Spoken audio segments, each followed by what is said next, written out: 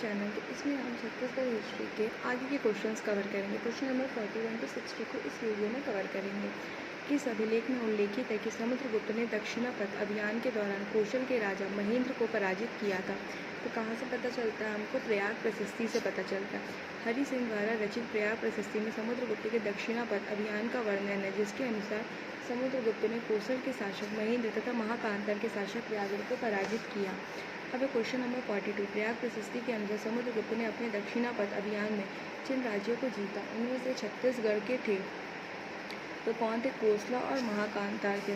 हरि सेन द्वारा रचित प्रयाग प्रशस्ति में समुद्रगुप्त के दक्षिणापथ अभियान का वर्णन है, जिसके अनुसार समुद्रगुप्त ने कोसल के शासक महेंद्र तथा महाकांतार के शासक व्याघ्रराज को पराजित किया।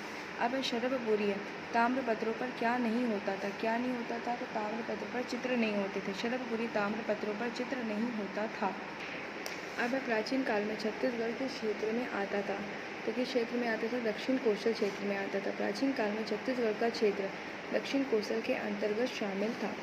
अब देखेंगे छत्तीसगढ़ में प्राचीन काल में शासन करने वाले शरभपुरी राजवंश का राजधर्म निम्नलिखित में से क्या था? तो वैष्णव था। शरभपुरी वंश के शासक वैष्णव धर्म का पालन करते थे। Question number 46। किस वंश के शासक त्रिकलिंगाधिपति वृत्त धारण करते थे? तो सोमवंश शासक त्रिकलिंगाधिपति की उपाधि धारण करते थे। वंश के संस्थापक श्री राज माने जाते हैं। इस वंश की समाप्ति संभवतः कलचुरियों एवं उड़ीसा के शासक अनंत वर्मन चोड़गंग के द्वारा की गई थी। अब क्वेश्चन नंबर 47। निम्नलिखित कथनों को पढ़िए। फर्स्ट दिया है सिरपुर का लक्ष्मण मंदिर शरभपुरी शासकों ने बनाया। सेकेंड है प्राचीन काल में बस्तर चक्रकोट कहलाता था। थर्ड है भोरमदेव मंदिर शिलालेख फणी नागवंश से संबंधित है। तो ऑप्शन सी ब और स प्राचीन काल में बस्तर चक्रकोट कहलाता था, ये सही है। और भोरमदेव मंदिर शिलालेख फणी नागवंश से संबंधित है, ये भी बिल्कुल करेक्ट है। अब यहाँ पे देखेंगे प्राचीन काल में बस्तर को दंडकारण्य, चक्रकोट, भ्रमरकोट, महाकांतर जैसे नामों से जाना जाता था। 11वीं शताब्दी में फणी नागवंशीय शासक गोपाल देव के काल में भोरमदेव मंदिर का निर्माण कराया गया। इस मंदिर का नामकरण गोंड देवता के नाम पर किया गया, जबकि इसी निर्माण शैली नगर शैली से है। इसे छत्तीसगढ़ का खजुराहो भी कहा जाता है। सिरपुर के लक्ष्मण मंदिर का निर्माण पांडु वंशी शासकों द्वारा कराया गया। रानी वसाटा ने अपने पति हर्षगुप्त की स्मृति में इसका निर्माण कराया, जो आज लक्ष्मण मंदिर के नाम से जाना जाता है। यह मंदिर 7वीं शताब्दी में लाल पकी हुई ईंटों से निर्मित है। Question number 48। निम्नलिखित कथनों को पढ़िए। समुद्रगुप्त की प्रयाग प्रशस्ति में उल्लेख है कि उसने कौशल के राजा महेंद्र को पराजित किया था। सेकेंड बोल रहा है शरभपुरी वंश के राजा प्रसन्न राज ने प्रसन्नपुर नगर की स्थापना की थी। थर्ड बोल रहा है सोम पांडु वंशीय राजा महाशगुप्त बाला अर्जुन ने सिरपुर में अनेक बौद्ध विहारों का निर्माण किया। तो कौन सा सही है? अ, ब और स तीनों स्टेटमेंट करेक्ट है। हरिसेन की प्रयाग प्रशस्ति में समुद्रगुप्त के दक्षिणापथ अभियान के बारे में जानकारी मिलती है, जिसके अनुसार उसने कौशल के राजा महेंद्र तथा महाकांतर के राजा व्याघ्र को पराजित किया था। शरभपुरी वंश के शासक प्रसन्न मात्र ने अपने नाम से एक नगर प्रसन्नपुर की स्थापना की तथा सोने एवं चांदी के पानी छड़े सिक्के चलाए। पांडुवंशी शासक महाशिवगुप्त धार्मिक दृष्टिकोण से उदार था। इसके काल में जैन, बौद्ध आदि धर्मों का विकास हुआ। इसने बौद्ध धर्म से संबंधित अनेक कार्य भी करवाए।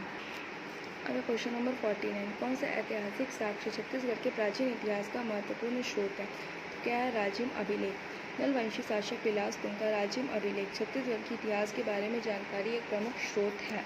Question number 50। निम्न में से कौन सी जोड़ी प्राचीन छत्तीसगढ़ का राजवंश और शासक सुमेलित है?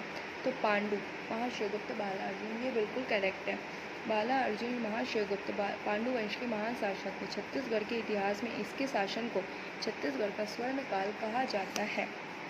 Question number 51। निम्न में से कौन सी जोड़ी छत्तीसगढ़ के करद राज्य एवं उनके राजवंश सुमेलित नहीं है? तो सरगुजा रक्सेल चौहान, बिल्कुल करेक्ट है। बस्तर काकतीय, ये भी करेक्ट है। कवर्धा राजगुंड, ये भी करेक्ट है। राजनांदगांव कुशवाहा, ये वाली जो जोड़ी है सुमेलित नहीं है, इसके वाला ऑप्शन करेक्ट हो जाएगा। सरगुजा में रक्सेल वंश का शासक था। काकतीय शासक बस्तर क्षेत्र में थे। कवर्धा में राजगुंड वंश के शासक थे, जबकि राजनांदगांव में बैरागी शासक थे। अब निम्नलिखित राजवंशों ने प्राचीन काल में छत्तीसगढ़ में शासन किया, उनका सही कालक्रम चुनिए। ठीक है, तो सबसे पहले क्या हो जाएगा? राजर्षि तुल्य कुलवंश थे, उनके बाद नलवंश थे, उनके बाद शरभपुरी वंश और लास्ट में चक्रकोट का नागवंश। फिर से देखते हैं। राजर्षि तुल्य कुलवंश, उनके बाद थे नल वंश, फिर शरभपुरी वंश एंड लास्ट वन चक्रकोट का नागवंश। दक्षिण कौशल में संभवतः 5वीं-6वीं शताब्दी के समय राजर्षि पुल वंश का शासन था। इसके पश्चात क्रमशः नल वंश, शरभपुरी वंश तथा नागवंश का शासन रहा। अब रतनपुर का कौन सा एक प्राचीन नाम सही नहीं है? तो अम्बापुरी। रतनपुर को अलग युगों में अलग अलग नामों से जाना गया, जिसमें क्रमशः मणिपुर, मणिकपुर, हीरापुर तथा रतनपुर नाम शामिल है। इसे चतुर्युगी पुरी तथा कुबेरपुर भी कहा गया है। क्वेश्चन नंबर 54, समुद्रगुप्त के दक्षिण अभियान में पराजित कौशल राजा का राज्य निम्नलिखित में से कौन था? तो कौन था? विष्णुगुप्त। समुद्रगुप्त ने अपने दक्षिणापथ अभियान के दौरान कौशल के शासक महेंद्र तथा महाकांतक के शासक व्याघ्र को पराजित किया। अब चीनी यात्री हेनसांग छत्तीसगढ़ में किस राजवंश के समय आया था? तो पांडु राजवंश। चीनी यात्री हेनसांग ने 639 ईस्वी के लगभग छत्तीसगढ़ की यात्रा। इस दौरान सिरपुर के क्षेत्र में पांडु वंश का शासन था। तीवरदेव अनुयायी था। किसका था? वैष्णव धर्म का था। पांडु वंश का शासक तीवरदेव वैष्णव मत का अनुयायी था, जबकि इस वंश का अन्य शासक महर्षि गुप्त शैव मत को मानता